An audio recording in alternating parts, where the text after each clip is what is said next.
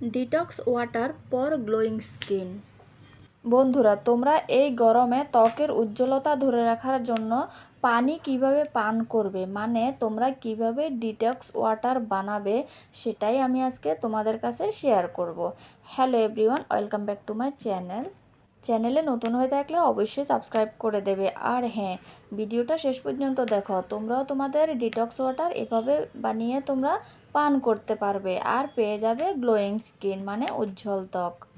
তো আমি আজকে 3 গ্লাস পরিমাণ মতো জল দিয়ে আমি ডিটক্স ওয়াটারটা বানাবো।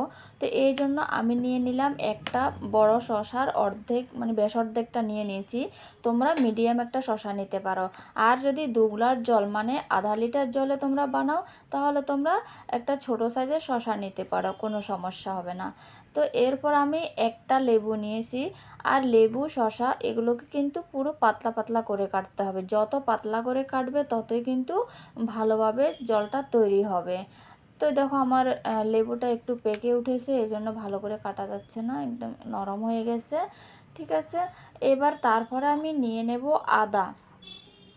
তো সবগুলো কিন্তু পাতলা পাতলা করে কিন্তু কি করতে হবে, কাটতে হবে। কেটে তোমাদেরকে ভেজাতে হবে জলের মধ্যে।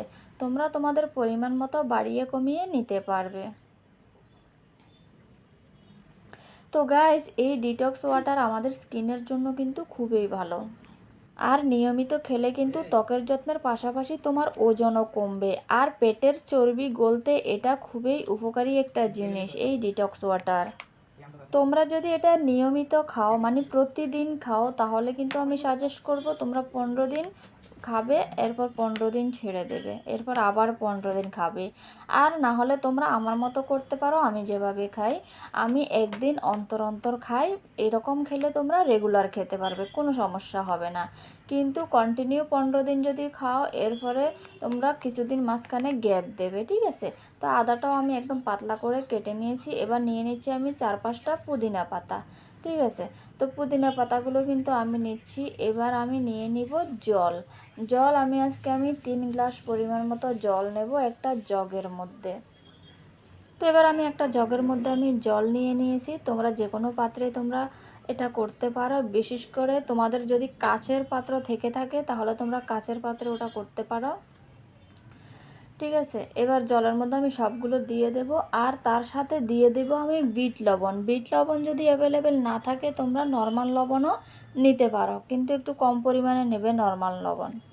এবার এটা ভিজিয়ে রাখতে হবে মিনিমাম 3 ঘন্টা। এরপরে তোমরা 5 ঘন্টা 6 ঘন্টা তক ভিজিয়ে রাখতে পারো, নাহলে তোমরা পুরো রাত ভিজিয়ে রাখতে পারো, কোনো সমস্যা হবে না। এরপর এই জলটা খেতে একটু তিতো তিতো ফিল হবে, কোনো সমস্যা নেই। এই জিনিসটাই আমাদের শরীরের জন্য খুবই ভালো। তো থ্যাংক ইউ ভিডিওটা দেখার জন্য।